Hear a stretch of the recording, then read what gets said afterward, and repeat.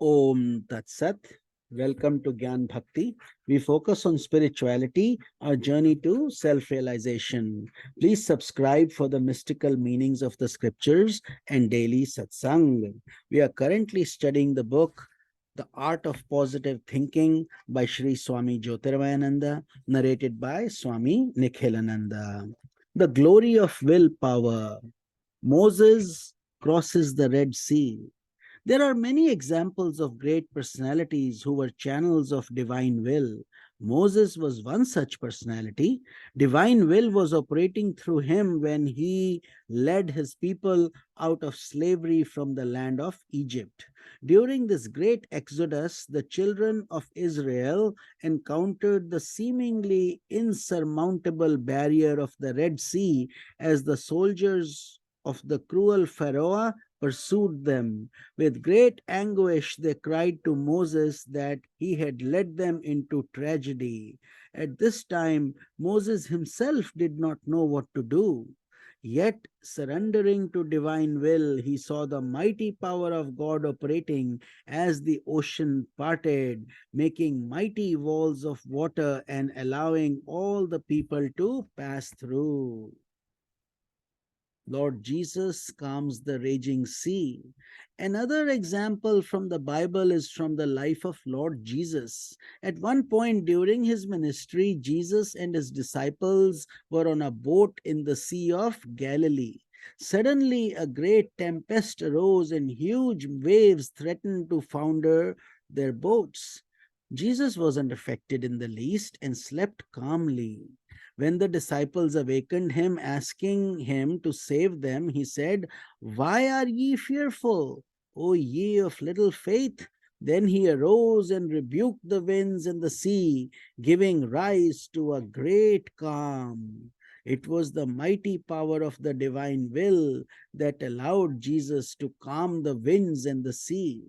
Saints and sages do not act according to their individual will. They perform cosmic tasks in accordance with God's will. Let us look at a story from the Mahabharata to further illustrate this point. Jayadratha was a demoniac personality who joined the Kaurava army and fought against the virtuous Pandavas in the Mahabharata war. Lord Krishna himself participated in the war as Arjuna's charioteer. During the course of the Mahabharata war, Jayadratha caused the death of Abhimanyu, who was the beloved son of Arjuna. At this time, Arjuna made a terrible vow. If he did not kill Jayadratha the very next day before sunset, he would enter into fire, thus ending his life. However, Arjuna found it seemingly impossible to kill this great tyrant on the appointed day because Jayadratha was so well guarded by the Kauravas. Knowing this, Lord Krishna willed that a magical veil cover the sun so that it appeared to have set.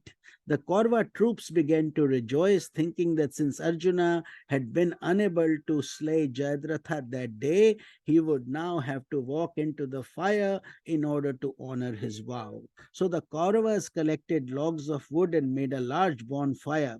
As Arjuna prepared to enter the fire, Krishna said, "O Arjuna, as you walk into the fire, keep your bow and arrow fixed and ready and enter like a hero." While he was going on, all this, Jayadratha, who was not on guard anymore, peered above the crowd to enjoy the scene of Arjuna entering the fire. The moment his head was visible, Krishna withdrew the veil that he had put upon the sun by means of his powerful will and said, "O Arjuna, the day is not yet done. Fulfill your resolve and shoot your arrow now." Arjuna looked up and saw Jayadratha's head extending above the ranks of the Kaurava troops. Carefully he aimed, and the arrow found its target, killing Jayadratha. These are illustrations of mighty willpower. Since every individual is essentially one with God, he can cultivate this willpower by moving towards God through a process of self effacement, devotion, and enlightenment. Om Tat Sat.